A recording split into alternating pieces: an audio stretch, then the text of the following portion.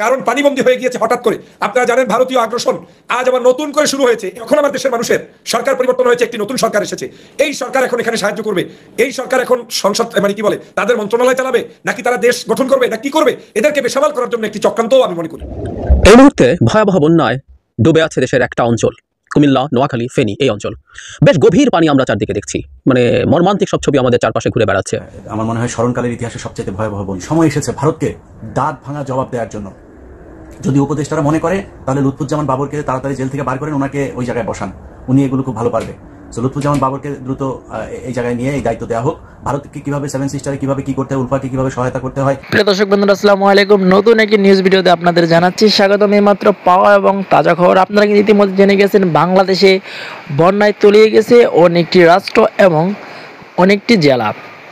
এগুলো কিন্তু পুরো ভারতের একটি কারসাজি। প্রিয় দর্শক বন্ধুরা, আজকের এই ভিডিওতে সম্পূর্ণ বিস্তারিতের মাধ্যমে সবকিছু দেখতে পারবেন। শেখ হাসিনার চাল কিন্তু রয়েছে এর মধ্যে, এবং নরেন্দ্র মোদী কিন্তু এর ফিল ভালোভাবে পাচ্ছে। নরেন্দ্র মোদীকে কিন্তু হুঙ্গার দিয়ে কথা বলেছে ডক্টর ইউনূস। প্রিয় দর্শক বন্ধুরা, আজকের এই ভিডিওতে সম্পূর্ণ বিস্তারিতের মাধ্যমে সবকিছু দেখতে পারবেন। সেই সাথে আজকের এই ভিডিওতে আপনারা দেখতে চলেছেন সেনাপ্রধান কিন্তু ভারতকে হুঙ্কার দিয়ে বলেছে একটি মানুষ যদি বন্যার পানিতে মরে তাহলে কিন্তু খুব খারাপ হবে। প্রিয় দর্শক বন্ধুরা, বেশি কথা বলবো না, আপনাদের বিস্তারিত ভিডিওতে নিয়ে যাবো। বিস্তারিত ভিডিওটি দেখার আগে একটা রিকোয়েস্ট, যারা এখন এই চ্যানেলটি সাবস্ক্রাইব করে রাখেননি, এই চ্যানেলটি সাবস্ক্রাইব করে দিয়ে পাশে থাকা বেল আইকনটি বাজিয়ে রাখুন। ইতিমধ্যে সাবস্ক্রাইব করে দিয়েছেন সকলকে জানাচ্ছি অসংখ্য ধন্যবাদ। প্রিয় দর্শক বন্ধুরা, চলুন এই ভিডিওতে একটি লাইক দিয়ে আমরা মোবাইলের স্ক্রিন থেকে ধারাবাহিকভাবে সেই বিস্তারিত ভিডিওগুলো একের পর এক দেখে আসি। দেশের বেশ কয়েকটি জেলা, নোয়াখালী, কুমিল্লা, লক্ষ্মীপুর, ফেনী সহ ওই অঞ্চলে ব্যাপক বন্যা দেখা দিয়েছে। বন্যার যে ছবি এ পর্যন্ত সোশ্যাল মিডিয়াতে দেখলাম এবং গণমাধ্যমগুলোতে, সেখানে আমার মনে হয় স্মরণকালের ইতিহাসে সবচেয়ে ভয়াবহ বন্যা। তো সেই বন্যাটা কেন হয়, এই বন্যা কাদের জন্য, কাদের সৃষ্ট, সে আলোচনায় যাবার আগে ওটা তো মানে দীর্ঘমেয়াদী প্রক্রিয়া, কিন্তু শর্ট টার্মে যে বিষয়গুলো করা যায় সেটা হচ্ছে যে আমার মনে হয় সরকারের সর্বোচ্চ দিয়ে হলেও অন্যান্য জায়গায় কোনো বরাদ্দ যদি কাটছাট করেও হয়, আপাতত যে মানুষগুলো এখানে আছেন তাদের বাঁচানোর জন্য যা যা প্রয়োজন সেটা আমার মনে হয় করা উচিত। সরকারের যদি ফান্ড সমস্যা মনে করে, তাহলে আমাদের কাছে যদি ইন্ডিভিজুয়ালিও যদি বলে যে আমাদের ধরে দিক, প্রয়োজনে মানুষ এক একজনকে ধরে দিক, আমাকে ধরে দিক, আমাকে বলুক যে 1 লাখ টাকা দিতে হবে, আরেকজনকে বলুক, এরকম তারা 2-4 হাজার মানুষের লিস্ট করুক, এই মানুষকে তাদের দিতে হবে, আমরা তাদেরকে দিয়ে দিব। তারপরেও খুব দ্রুততার সাথে এই মানুষগুলোর যা করা প্রয়োজন এই কাজটা করার জন্য তাদের কাছে অনুরোধ জানাচ্ছি। যে বন্যাটা কেন হচ্ছে, খুব মানে একদম অন্তর থেকে শান্তি পেয়েছি যে ঢাকা বিশ্ববিদ্যালয়ে বাংলাদেশ সময় গত রাতে আপনার মিছিল হলো। সেই মিছিলে দেখলাম ভারত বিরোধী নানান ধরনের স্লোগান দেওয়া হচ্ছে। ভারত যদি বন্যায় যদি মানুষ মরে, তারপরে বলছে যে 7 সিস্টার দেবো আলাদা করে, এই ধরনের কি কি স্লোগান দিয়েছে, খুব খুব ভালো লেগেছে। আমি মনে করি সময় এসেছে ভারতকে দাঁত ভাঙা জবাব দেওয়ার জন্য। যদি উপদেষ্টারা মনে করে তাহলে লুৎফুজ্জামান বাবরকে তাড়াতাড়ি জেল থেকে বার করেন, ওনাকে ওই জায়গায় বসান, উনি এগুলো খুব ভালো পারবে।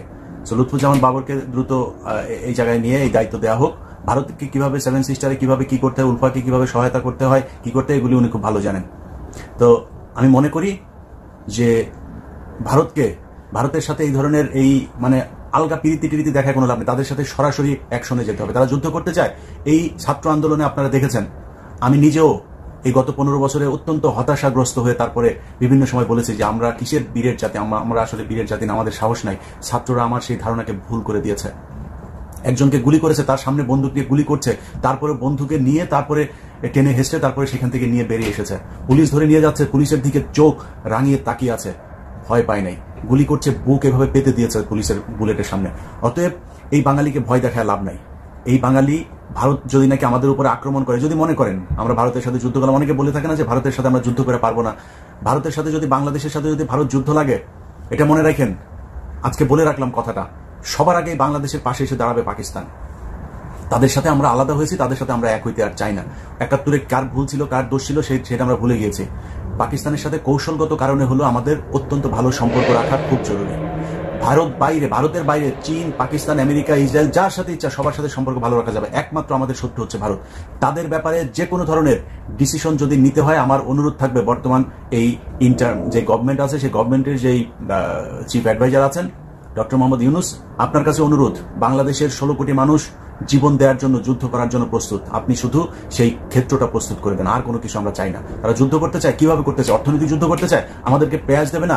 পৃথিবীতে বাজার তৈরি করার জন্য বিক্রেতারা ঘোরে, ক্রেতা কখনো কেনার জন্য বিক্রেতা ই করে না। অতএব আমাদেরকে ভারত পেঁয়াজ মাগনা দেয় না, ভারত আমাদেরকে গরু ফ্রি এমনিতেই দেয় না। তারা বিশ্বের বিভিন্ন দেশে গরু রপ্তানি করে, মাংস রপ্তানি করে। সো আমাদেরকে যে খালি আমরাই নিচ্ছি এরকম কোনো কিছু না। তারা যদি না দেয়, আমাদের দেশে যেই এই শিল্পটা আছে, যে গবাদি পশু উৎপাদন শিল্প আছে, সেটা ভালো হবে। তাদের দেশ থেকে যদি আমরা ডিম না কিনি, মুরগি না কিনি, আমাদের দেশে ফার্ম হবে, মুরগির খামার হবে। তারা আমাদেরকে চিকিৎসা নেওয়ার জন্য কোটা দেয়, আমি মেনে নিচ্ছি যে আমরা চিকিৎসা নিতে সেখানে যাই। কিন্তু আমাদের সরকার যদি চায় এই দেশে ভালো মানের হাসপাতাল তৈরি করবে, এই দেশের ডাক্তারদেরকে সুযোগ সুবিধা দিয়ে এই দেশের এই হাসপাতালের এই চিকিৎসা খাতে যে দুর্নীতি আছে সেগুলোকে ঠিক করে বাংলাদেশের চিকিৎসা খাত ঠিক করবে, আমি মনে করি একজন মানুষও ভারতে যাবে না। যখন ভারতে বাংলাদেশের মানুষ না যাবে, এটা ভারতের বাংলাদেশের মানুষের কাছ থেকে তাদের টাকা ইনকামের সবচাইতে বড় খাত। এই খাত বন্ধ করে দেন, ভারত অনেক সোজা হয়ে যাবে। তারা চিনি দেবে না, গরু দেবে না, আলু দেবে না, পেঁয়াজ দেবে না, দরকার নাই। আমরা না খেয়ে থাকবো। ডক্টর মোহাম্মদ ইউনূস, আমি বলে রাখলাম, বাংলাদেশের মানুষ 10 বছর আলু খাবে না, পেঁয়াজ খাবে না, লবণ খাবে না, চিনি খাবে না। তারপরও ভারতকে শিক্ষা দিতে এই দেশের মানুষ প্রস্তুত। আর যুদ্ধ করতে চায়, ভারত জীবনে কোনোদিন আমাদের সাথে স্থল যুদ্ধ করবে না।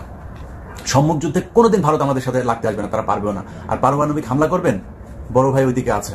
বাংলাদেশের উপরে যদি পারমাণবিক হামলা বা এই ধরনের কোনো হুমকি বা মানে প্র্যাকটিক্যালি যদি এই ধরনের কোনো কিছু করা হয়, সেটার জন্য পাকিস্তান সাথে সাথে সেটার জবাব দেবে, আমি বিশ্বাস করি। আপনি এই আন্দোলনে দেখেন, পাকিস্তানে এখন যে আন্দোলন চলছে সরকার বিরোধী, এই সরকার পতন আন্দোলনে যতগুলো পাকিস্তানের পতাকা আছে ততগুলো বাংলাদেশের পতাকা আছে।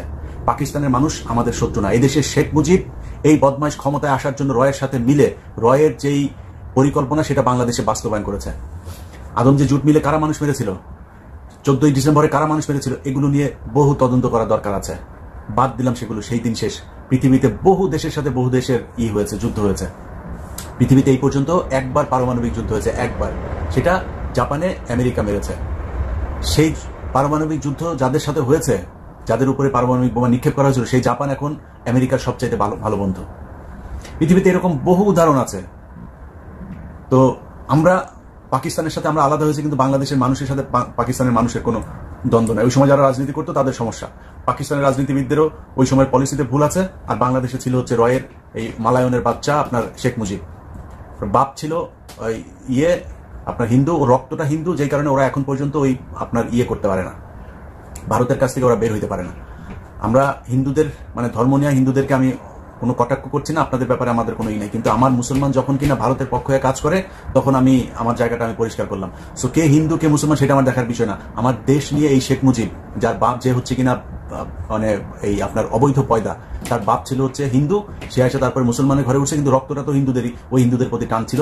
বাংলাদেশের সাথে এই পাকিস্তানের এই যে এগুলো আপনার রয়ের হয়ে তারপরে কাজ করে দুই দেশের ভিতরে যুদ্ধ বাজাইছে। সো এই শেখ মুজিব হচ্ছে আপনার আমাদের যে ক্ষতি, সেই ক্ষতির শুরুটা করে দিয়ে গেছে, সেটার পরেরটা শেখ হাসিনা করেছে। সেখান থেকে বের হইতে আমাদের সময় লাগবে, কিন্তু আমি মনে করি এই পদক্ষেপগুলো নিতে দেরি হয়ে যাচ্ছে। আমাদের যে এই জাতীয় সঙ্গীত, এই জাতীয় সঙ্গীত খুব দ্রুত পরিবর্তন করা উচিত। কারণ আরেক দেশের কোনো নকল করা গানের আপনার লিরিক কখনো বাংলাদেশের হইতে পারে না, জাতীয় সঙ্গীত হইতে পারে না। এটাতে যদি কারো কোনো আপত্তি থাকে, কারো কোনো তর্ক বিতর্ক থাকে, কারো কোনো সন্দেহ থাকে, তাহলে আমার কাছে আসতে পারেন, আমাকে তিনি আপনার দিবেন, এভিডেন্স দিবেন, আমি এভিডেন্স দিব। যদি আমি প্রমাণ করতে পারি যে সে এই রবীন্দ্রনাথ ঠাকুর এটা চুরি করে এনে তারপরে আমাদের দেশের বানিয়েছে, তাহলে এটা বাদ দিতে হবে। আর যদি মনে করেন যে এটা অলরেডি প্রুভড, তাহলে অতি সত্বর এটা বন্ধ করার ব্যবস্থা করতে হবে। আমাদেরকে যখন মনে চাবে তখন পানি দিয়ে মারবেন, যখন মনে চাবে তখন পানি টাইনে নিয়ে যাবেন। আপনার এই ফেনী নদী থেকে আপনার পানি নিয়ে যায় তারা আপনার গ্রীষ্মকালে, আবার এখন বর্ষাকালে তারা আমাদের এখানে পানি ঢেলে দিচ্ছে। অতএব তাদের এটা চলতে দেওয়া যাবে না। যদি প্রয়োজন হয় তিস্তায়, তারা তো ওইদিকে ফারাক্কা বাঁধ খুলে দেয়, তো সো তিস্তায় যদি প্রয়োজন হয়, চায়না আমাদের যে প্রকল্পে করতে চাচ্ছে, প্রয়োজনে চায়নার কাছ থেকে আমরা সহযোগিতা নেব। আমি আগেই বলেছি, ভারতের হাত থেকে বাঁচতে হলে পৃথিবীর ইসরায়েলের কাছে যেও যদি বাংলাদেশের মানুষের সহায়তা নিতে হয়, আমার কোনো সমস্যা নাই। এরা হচ্ছে আমাদের শত্রু, আমাদের কোনো অন্য আর কোনো শত্রু নাই। অথবা যদি চীনের কাছে যাইতে হয়, তাহলে আমি মনে করি বর্তমান সরকারের চীন তো অলরেডি আমাদেরকে প্রপোজাল দিয়েই রেখেছে। সো তাদের সাথে সেই চুক্তি করে তারপরে আমাদের এই করেন, এটার প্রকল্প বাস্তবায়নের ব্যবস্থা শুরু করেন। আর এরপরে ভারত যদি নাকি মনে করে এইসব পদক্ষেপ নেওয়ার কারণে আমাদের সাথে যুদ্ধ করবে, ডক্টর মোহাম্মদ ইউনূস আপনাকে বলে দিলাম, তারেক রহমান আপনাকে বলে রাখলাম, যে বাংলাদেশের 16 কোটি মানুষ যখন থেকে ডাক দিবেন, বাংলাদেশের 16 কোটি মানুষ আপনাদের ডাকে যুদ্ধে নামার জন্য প্রস্তুত হয়ে আছে। বাংলাদেশের মানুষ যুদ্ধ করতে চায়। তারা যখন লাগতে চায় তখন আসুক। আমি বহুদিন ধরে বলছি, বহুদিন ধরে, যে বাংলাদেশের সব সমস্যার মূল কারণ হচ্ছে এই ভারত। এক ভিন্ন রকম বাংলাদেশ দেখছে ভারত। সীমান্তে বাঘের মতন গর্জন দিচ্ছে বিজেপি। গত 17-18 বছরে যা করতে পারে নাই, এই মুহূর্তে তা করে দেখাচ্ছে। অপরদিকে বাংলাদেশের সাথে ইচ্ছাকৃতভাবে তাদের নিজস্ব বিপদটাকে ওভারটেক করার জন্য আমাদের উপর যে বিপদ চাপিয়ে দেওয়া হয়েছে, মানে ত্রিপুরার গেট বলেন, আরও বিভিন্ন যে ব্যারেজগুলো আছে সেগুলোকে উন্মুক্ত করে দিয়ে বাংলাদেশে যে অপ্রত্যাশিত কৃত্রিম বন্যা সৃষ্টি করা হয়েছে, এটা নিয়ে কয়েক ধাপে অ্যাকশন শুরু হয়েছে। প্রথম অ্যাকশনটা গেছে কার উপর দিয়া? জি মিডিয়া নামক ওই মিডিয়ার উপর, যারা বাংলাদেশের এই বন্যা নিয়ে ট্রল করছিল। তো ট্রলের মাইকা বাপ করে দিয়েছে কে? বাংলাদেশের আমাদের যে বীর হ্যাকাররা আছেন, তারাও কিন্তু অনলাইন যোদ্ধা খেলছে। শুধু এখানে শেষ না, সমন্বয়কদের অ্যাকশন আছে, ইউনিভার্সিটিতে অ্যাকশন আছে। এবার বলছি ধাপে ধাপে। প্রথমে আমরা ভারতের জি মিডিয়ারে দেখি, তারা বাংলাদেশের এই বন্যা নিয়ে একটা স্ট্যাটাস দিয়েছিল কি, যে ভারত পানি খুলে দিল আর ওপার বাংলাতে মানুষ মানে কাতরাচ্ছে, আরজি করছে, এদের কাছে নাকি আমরা আরজি উর্জি করতে আসি। তো এই ধরনের বক্তব্যের পর রাত 12টার পরে আজকে রাতে এই কি বলে যে gmedia.in এটার ওয়েবসাইটে প্রকাশ, মানে ওয়েবসাইটে ঢুকতে গিয়ে দেখা যায় এখানে একাধিক বার্তা। ওয়েবসাইটটিতে লেখা আছে বাংলাদেশের পরিস্থিতি নিয়ে মজা করার জন্য এই সাইটটি হ্যাক করা হয়েছে। আরও নোংরা করলে নিউজ চ্যানেল দখল করবে আমাদের হ্যাকাররা। তাছাড়া ওয়েবসাইটের উপর ইংরেজিতে লেখা আছে hack by system admin BD. আচ্ছা, তারা লিখছিল যে ভারত ছাড়লো জল, ভাসছে বাংলাদেশ। এরপরেই আপনার এটা একটা স্ক্রিনশটও তারা সেখানে যুক্ত করে দিচ্ছে যেন বোঝার জন্য। এটাতে গেলো পার্ট 1। পার্ট 2 আমি দেখাচ্ছি। আমাদের যে সমন্বয়ক আছে আসিফ মাহমুদ, প্রতিবেশী দেশ তাদের বিপদের জন্য তারা তাদের সিস্টেমটা অবশ্যই করবে, কিন্তু সেটার জন্য আমাদেরকে একটা মেসেজ দিতে হবে। সেই মেসেজ ছাড়া এতদিন করে আসছে বন্যার অনেক উপকারী বক্তব্য আমরা শুনছি এর আগে সরকারগুলোতে, বাট এবার আসিফ মাহমুদ যেটা কাজটা করছে প্রথমবারের মতন, যেটা হয় নাই, একের পর এক অ্যাকশন আমি দেখলাম আজকে। ভারতীয় যে দূতাবাস আছে, সেই দূতাবাসে যারা ঊর্ধ্বতন কর্মকর্তা আছে তাদের কাছে কৈফিয়ত চেয়েছে। কৈফিয়তে কি চেয়েছে? তলব করা হয়েছে যে কেন তোমরা কোনো ধরনের মেসেজ দেওয়া ছাড়া, উইদাউট এনি ইনফরমেশন, তোমরা আচমকা কেন হঠাৎ করে তোমাদের এই বাদ ছেড়ে দিলা? এটা একটা সিস্টেম আছে, সম্ভবত চুক্তি আছে দুইটা রাষ্ট্রের মধ্যে, যে কোনো সিদ্ধান্ত নেওয়ার আগে অন্য রাষ্ট্রটাকে একটা মেসেজ দিতে হবে, অ্যালার্মিং মেসেজ। আমরা যেন আমাদের মতো করে যে হ্যাঁ এই পানিটা কোন কোন দিক দিয়ে যাবে, সেখানে আমরা আমাদের একটা প্রিপারেশন রাখবো। এটা তো এমন না যে 5 মিনিটের মধ্যে ভারতে পানি হয়ে গেছে আর 2 মিনিটের মধ্যে ছাড়া লাগছে। গত কয়েকদিন যাবত ত্রিপুরাতে বৃষ্টি হচ্ছে, পরিস্থিতি খারাপের দিকে যাচ্ছে। ত্রিপুরাতে অরিজিনালি খারাপ অবস্থা, এটা আমরা অস্বীকার করার সুযোগ নেই, কিন্তু এই বাদটা যে খুলে দিবে 31 বছরের মধ্যে, যেটা করে নাই, স্বাভাবিক বাংলাদেশ প্রস্তুত ছিল না। তো তোমরা যেহেতু করছো, এই মেসেজটা কেন দেও নাই? এই বিষয়টাই জবাবদিহিতার আওতায় আনার জন্য আসিফ মাহমুদ, ভারতীয় দূতাবাসের যেই যারা কর্মকর্তা আছেন। তো এখানেই শেষ না, ভারত একের পর এক সারপ্রাইজ পাচ্ছে যে এই কোন বাংলাদেশ আমরা দেখছি। ইয়েস, এটাই বাংলাদেশ। এভাবেই বন্ধুত্ব থাকবে আমাদের সাথে আপনাদের শতভাগ, কিন্তু কোনো রকম অন্যায় অ্যাক্টিভিটিস করলে আমরা রাষ্ট্র ছোট হইতে পারি, কিন্তু আমাদের কলিজার সাহস সারা পৃথিবী দেখছে, বাংলাদেশ দেখাই দিছে, role model right now really. তো এখানে শেষ না, ভারতের এই পানির ইস্যু নিয়ে বাংলাদেশের বিভিন্ন ইউনিভার্সিটিতে আমাদের ছাত্র সমন্বয়ক যারা আছেন তারা কিন্তু এটা নিয়ে ব্যাপক প্রতিবাদ করেছেন, মিছিল হয়েছে, শহরে শহরে প্রতিবাদ হচ্ছে, সোশ্যাল মিডিয়া প্ল্যাটফর্মেও ভারতের বিরুদ্ধেই একটা অবস্থান তৈরি হয়েছে। দেখেন, ভারত যে পানিটা দিছে এটা তাদের প্রয়োজন ছিল, তাদের দেশ বাঁচানোর জন্য, কিন্তু সিস্টেমটা রং। ওই যে বললাম, আপনাদের বিপদ হয়েছে, আপনারা আপনাদের বিপদটাকে ভেতর থেকে পরিষ্কার করার চেষ্টা করবেন, আরেক দেশ ডুবাই দিয়া, এটা না। ফারাক্কা বাদ করছেন, তিস্তা বাদ করছেন, এটা করছেন, সেটা করছেন, তো কেন এখন আপনারা পারেন না? এই বাদগুলো করছেন বাংলাদেশে মারা দেওয়ার জন্য। সেই দিন শেষ হয়ে আসতেছে, আমরাও ইনশাল্লাহ আওয়াজ তুলছি, যা 2-4টা বাদ আমরাও তৈরি করে দেখি আসলে পারি কিনা বাংলাদেশিরা মিলা খেলা হবে। আওয়ামী লীগ সরকার তথা শেখ হাসিনা সরকারের পতনের পর সারা দেশে সীমাহীন বিশৃঙ্খলা, অরাজকতা, চাঁদাবাজি, দখল, মানে যা কিছু ঘটছে প্রায় সব কিছুই নিয়ন্ত্রণের বাইরে। দল হিসেবে বিএনপি বিব্রত, জামাতের লোকজন এই কর্মকাণ্ড করছে না, কিন্তু তারা বিপদের মধ্যে আছে। জামাতের একজন জেলা পর্যায়ের নেতা আমাকে টেলিফোন করে বললেন, জেলার আমির, যে তার বাড়িটিও লুট করা হয়েছে। 5 তারিখের পরে তো জামাতের কোনো আমিরের বাড়ি লুট করার কথা নয়, কিন্তু এই ঘটনাগুলো ঘটছে। আমাদের দেশে যেটি হয় সেটি হলো, এক শ্রেণীর মানুষ রয়েছে যারা সবসময় উৎপেতে থাকে, কখন কোন বাড়িতে আগুন লাগবে, কোন বাড়ি ভাঙা হবে, এবং সেই সময়টিতে চুরিচামারি করার জন্য মানুষ বসে থাকে। আমি যখন 6ষ্ঠ শ্রেণীতে পড়ি, তখন আমাদের ক্লাসে একজন শিক্ষক ছিলেন, চমৎকার করে গল্প বলতেন, হামিদ মিয়া নামক একজন শিক্ষক স্যার। তো তিনি সেই 50-এর দশকে ঢাকা আসতেন, নৌকায় করে ফরিদপুর থেকে ঢাকা আসতে হতো, পদ্মা পাড়ি দিতে হতো। তখন এরকম লঞ্চ খুব অল্প ছিল, পদ্মা পাড়ি দিতে হতো। তো পদ্মাতে ডাকাতি হতো, একেবারে ডাকাতি হতো। একবার বড় একটা লঞ্চে করে, তিনি নৌকায় না গিয়ে বড় একটা লঞ্চে করে সেই ঢাকা থেকে পদ্মা পাড়ি দিচ্ছিলেন, সম্ভবত গোয়ালন্দর দিকে কোথাও যাচ্ছিলেন। এমন সময় দিনে লঞ্চ ডুবলো, শত শত মানুষ সেই লঞ্চে তারা ভাসছে, চিৎকার পারছে। যার যার কাছে যে শেষ সম্বল, ওই সময়টাতে তো মানুষ জীবনের চেয়ে সম্পত্তিকে বেশি ভালোবাসতো। কেউ একটা, কার কাছে একটা পুটলা ছিল, কার কাছে একটা পাতিল ছিল। তো একটা পুটলা, একটা পাতিল, কিংবা কারোর কাছে একটা বালিশ ছিল।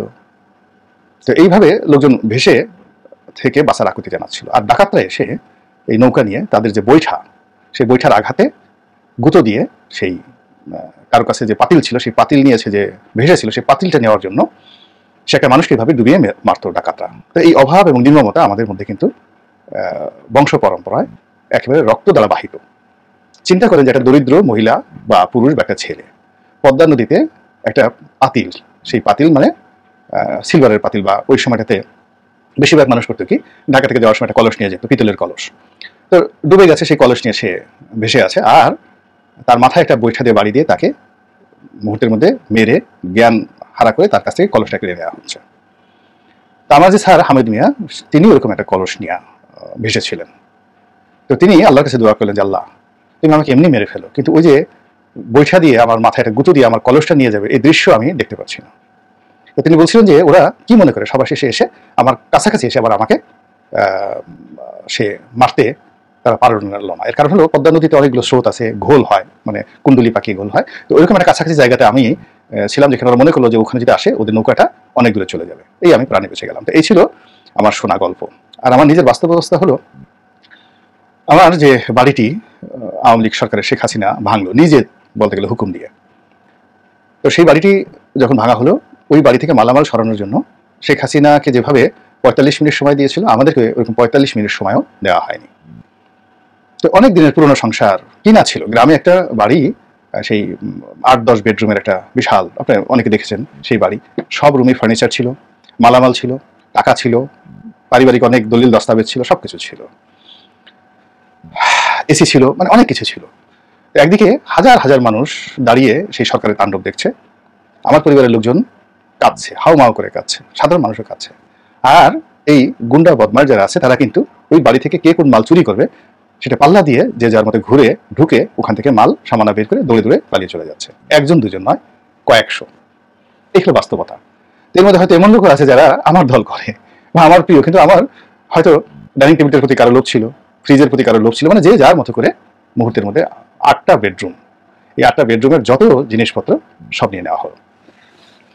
তো যাই হোক, এখন এই বাংলাদেশে যে অস্থির অবস্থা চলছে, এই একই ঘটনা দায় পড়ছে বিএনপির উপরে, যে বিএনপির লোকজন গর্ত থেকে বের হয়ে এসে এই অপকর্মগুলো করছে। কিন্তু বিএনপি এখানে অসহায়, আইন শৃঙ্খলা যারা রক্ষাকারী বাহিনী, পুলিশ কাজ করছে না, দাঁড়িয়ে দাঁড়িয়ে তামসা দেখছে। আওয়ামী লীগের পরিবর্তে বিএনপির যারা লোকজন তারা গিয়ে থানায় ধর্ণা দিচ্ছে, বিএনপি আওয়ামী লীগের লোকজন দিচ্ছে, কিন্তু কোনো জায়গাতে আসলে আইন শৃঙ্খলা রক্ষাকারী বাহিনীর সহযোগিতা পাওয়া যাচ্ছে না। আর্মিও কাজ করছে না, পুলিশও কাজ করছে না, শুধু কোনো কোনো জায়গাতে আর্মি টহল দিচ্ছে, এই পর্যন্ত কিন্তু অ্যাকশনে যাচ্ছে না। এর ফলে এই অরাজকতা রীতিমতো মাকসান নেয়, সিভিল ওয়ারের মতো জায়গাতে চলে গেছে। বড় মাছ ছোট মাছকে খাচ্ছে। কোথাও কোথাও আওয়ামী লীগ তো পালিয়ে চলে গেছে, বিএনপির লোক একজন আরেকজনের সাথে মারামারি করছে, এক গ্রুপ আরেক গ্রুপের সাথে মারামারি করছে। তো আর আইনশৃঙ্খলা রক্ষাকারী বাহিনী দেখছে এবং তাদের বিভিন্ন গোয়েন্দা সংস্থার মাধ্যমে কারা কারা এই কর্মকাণ্ড করছে সেইগুলো তারা তালিকা করছে এবং খুব নিখুঁতভাবে তালিকা করছে। আপনাদের মনে আছে যে আমাদের যে সামরিক গোয়েন্দা সংস্থা এনএসআই, ডিবি, এদের একটা সমন্বিত সেল একসাথে কাজ করে। তো এরই প্রেক্ষিতে বিএনপি যখন ক্ষমতা এলো প্রথমবার, তারা অপারেশন ক্লিন হার্ট নামে একটি অপারেশন পরিচালনা করেছিল এবং ২৪ ঘন্টার মধ্যে সারা বাংলাদেশে যারা সকল অপরাধীদেরকে, একেবারে চিহ্নিত অপরাধীদেরকে, যারা মানে এক গ্লাস পানি খাওয়ার সময় পায়নি, ওইভাবে কিন্তু পুরো হৃদয় যেভাবে, হার্ট যেভাবে ক্লিন করে, সেইভাবে বাংলাদেশকে সন্ত্রাসমুক্ত করেছিল সেনাবাহিনী।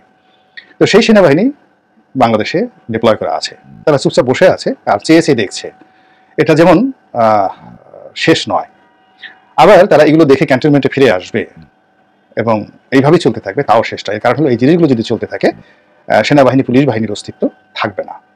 তারা শুধুমাত্র একটা সুযোগ দিচ্ছে যে তুমি কতটুকু লাভ দিতে পারো, কতটুকু অপকর্ম করতে পারো এবং তুমি আসলে কি করতে পারো, এই সুযোগটা দিচ্ছে। এর কারণ হলো মানুষের ক্রোধ, অপকর্মের একটা নির্দিষ্ট লিমিট আছে, এই লিমিটটি সে মনের আনন্দ করে, তারপর উত্তেজনায় করে, তখন বাধা দিতে গেলে রক্তারক্তি হয়। এগুলো করতে করতে একটা মানুষ স্থির হয়। আর আইন শৃঙ্খলা রক্ষাকারী বাহিনীর ট্রেনিং হলো, পলিসি হলো, নীতিমালা হলো, এরকম যখন একটা স্থিরতা আসে তখন তাদেরকে কক করে ধরা।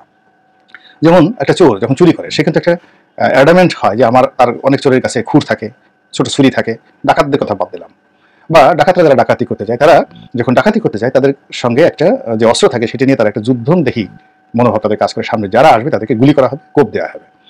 কিন্তু ডাকাতি যখন শেষ হয়, চুরি যখন শেষ হয়, তখন চুরির মাল নিয়ে তারা যখন ভাগে, পালায়, তখন বারবার পিছনে ফিরে তাকায়। আর তখন যদি ছোট্ট একটা মুরগি ককর ককর করে উঠে, অনেক চোরের পিলে চমকে যায়। একটা কুকুর যদি ঘেউ ঘেউ করে উঠে, তাদের অন্তরাত্মা কেঁপে যায়। আর মানুষ যদি পেছনে ধাওয়া দেয়, তাহলে যত দুর্ধর্ষ ডাকাত হোক না কেন, কাপড় খুলে দৌড় দেওয়া শুরু করে দেয়। এটা হলো মানে একটা হিউম্যান সাইকোলজি।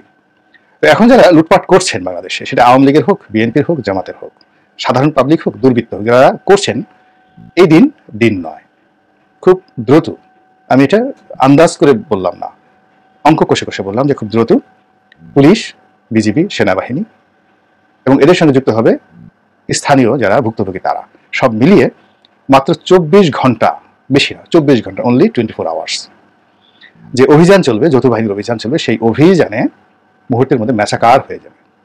যারা এখন যা কিছু করছেন, যা অর্জন করছেন, তার 10 গুণ খোয়াতে হবে। অনেকের যারা খুব বেশি বাড়াবাড়ি করছেন, তাদের প্রাণ চলে যাবে। এবং আপনাদেরকে যখন ধরে পিটমুড়া করে বেঁধে যখন রাখা হবে পাবলিক, মানে গণপিটুনি দেওয়ার জন্য, মানে আপনাদের জীবন বাঁচানোর জন্য, তখন এই সেনাবাহিনীকে, যৌথ বাহিনীকে বিশেষ পরিশ্রম করতে হবে। এর কারণ হলো জনমতটা তখন একেবারে সম্পূর্ণভাবে রাজনৈতিক শক্তির বিরুদ্ধে চলে যাবে। আওয়ামী লীগকে তারা তাড়িয়েছে, এখন যারাই করছে এই দায় দায়িত্ব বিএনপির উপর আসবে এবং দায় দায়িত্ব জামাতের উপর আসবে, জাতীয় পার্টির উপরে আসবে না। তো বিএনপি এবং জামাত এই এখন যে পুরো পাবলিকের যে সেন্টিমেন্ট, সেই সেন্টিমেন্টের বিরুদ্ধে যদি চলে যায়, তাহলে আর রাজনীতি থাকলো না। এই সরকার, সে যদি বলে যে আমি আরো 5 বছর থাকবো, জনগণ বলবো যে 5 বছর না, তোমরা 10 বছর থাকো, আমাদের আর বিএনপি জামাত লাগবে না। তো এরকম একটি পরিবেশ পরিস্থিতি তৈরি আমরা করে ফেলেছি, তৈরি হয়ে গিয়েছে, অথবা পেছন থেকে কল কাঠি নেড়ে এরকম একটা পরিস্থিতি তৈরি করা হয়েছে মূলত বিরাজনীতিকরণের জন্য, নতুন একটা 111 করার জন্য। এই সাধারণ বিষয়টি যদি আপনারা বুঝতে না পারেন, তাহলে আপনাদের জীবনে যদি দুর্ভোগ আসে, আপনি কি করে তখন আল্লাহকে দায়ী করবেন, অন্যদেরকে দায়ী করবেন? এটি গেল এক। 2 নম্বর হলো যে পুলিশ ঘুষ খায় এবং রিমান্ডে মারধর করা হবে না, এজন্য টাকা দিলে পুলিশ রিমান্ডে মারধর করে না, এরকম বদনাম প্রচুর আছে। কিন্তু সেনাবাহিনীতে আসলে এইভাবে 2-4, 10,000, 20,000, লাখ টাকা ঘুষ খেয়ে কোনো একটা আসামিকে মারবে না, এরকম বদনাম আসলে সেনাবাহিনীর বিরুদ্ধে এখনো পর্যন্ত কেউ করেনি। আর সেনাবাহিনীর যে পিটুনি, যেটাকে বলা হয় ডলা, 22 ডলা, এটা যারা দেখেছেন, এটা যারা শুনেছেন, তারা দ্বিতীয়বার এই ঝুঁকি নেবেন না, বিকজ 11-11 সময় এরকম অনেক ঘটনা ঘটেছে। একটা উদাহরণ দিয়ে আজকের ভিডিওটি শেষ করব। পাবনা সদরের এমপি প্রিন্স, আমাদের বন্ধু মানুষ, তো একবার এরকম 12-13 সনে এরকমই হলো যে আওয়ামী লীগ ক্ষমতা হারাতে পারে এবং সেনাবাহিনী ক্ষমতা নিয়ে নিতে পারে। তো সে আমার কাছে এসে বললো যে দোস্ত, যদি এরকম কোনো ঘটনা ঘটে, আমি উলঙ্গ হয়ে যাবো, ন্যাংটা হয়ে পাগল হয়ে যাবো, এরপরে কাদার মধ্যে একটা লাভ দিয়ে সারা শরীরে কাদা মাখিয়ে এরপর সীমান্ত পাড়ি দিয়ে তারপরে আমি যে সুস্থ কথা বলবো। আমি বলছি কেন তুমি এরকম করবা কেন? বলে যে সেনাবাহিনীর পিটুনি যে কি জিনিস এবং কিভাবে যে তারা কাজ করে এটা আমি বুঝতে পারিনি। 11-11 সময়টিতে এরকম যখন বিএনপির পতন হলো, তখন তারা আওয়ামী লীগের যারা লোকজন তাফালিং দেখাচ্ছিল, এই এখন বিএনপির লোকজন যেভাবে তাফালিং দেখাচ্ছে, তো তাফালিং দেখাচ্ছে। তো সে যেহেতু জেলা আওয়ামী লীগের সভাপতি অথবা সেক্রেটারি, তো এক জায়গায় দাঁড়িয়ে দাঁড়িয়ে সে খুব দাপট দেখাচ্ছে এবং বলছে যে এই আমার একে 47টা নিয়ে আইতো, ওরা আজকে এখনই শেষ করে দেবো। তো সেখানে সেনাবাহিনীর সিভিল ড্রেসে গোয়েন্দা, সেনা গোয়েন্দাদের কর্মকর্তারা ছিল। তো একজন আস্তে তার কলারটা ধরে ফেলছে, ধরে তাকে নিয়ে গেছে সেই সেনা ক্যাম্পে। আর এই পিটুনি কিভাবে তাকে 2 পা উপরে বেঁধেছে প্রকাশ্যে, তারপরে মাথা নিচে ছিল, বেদম প্রহার, এবং বস্তা ভিজিয়ে সেই বস্তায় আবার তার মুখ সারা শরীর ঢেকে দিয়েছে। তাহলে তাকে পুরো বস্তায় ভরা হয়েছে, বস্তায় ভরে সেই বস্তা আবার ভিজা বস্তা, যেন সে নিঃশ্বাস নিতে তার কষ্ট হয়। তারপরে তাকে পা দুটো গাছের সঙ্গে টানিয়ে তাকে প্রহার করা হয়েছে। পাবনার এমপি প্রিন্স, জিজ্ঞেস করে দেখেন, প্রিন্স বলবে গর্ব করে। তো এই ঘটনা যে আগামী দিনে ঘটবে না, আপনি কি করে বলেন? এর কারণ হলো প্রিন্স যে তাফালিং দেখাচ্ছিল, তার চেয়ে 1000 ভাগ তাফালিং এখন সারা বাংলাদেশে ঘটছে। এটা কি কন্টিনিউ করবে? আমার তো মনে হয় না। আল্লাহ আমাদের সবাইকে হেদায়েত দান করুন। প্রিয় দেশবাসী, শুরু থেকে শেষ পর্যন্ত যারা এই ভিডিওটি দেখেছেন সকলকে জানাই অসংখ্য অসংখ্য ধন্যবাদ। যারা এরকম নিউজ ভিডিও পেতে পছন্দ করেন তারা অবশ্যই এই চ্যানেলটি সাবস্ক্রাইব করে পাশে থাকা বেল আইকনটি বাজিয়ে দিবেন। যারা এখন এই ভিডিওটি শেয়ার করেননি, এই ভিডিওটি দ্রুত শেয়ার করে সকলকে দেখার সুযোগ করে দিন। আজকের মতন এই পর্যন্ত, দেখা হচ্ছে পরবর্তী কোনো ভিডিও নিয়ে ইনশাল্লাহ।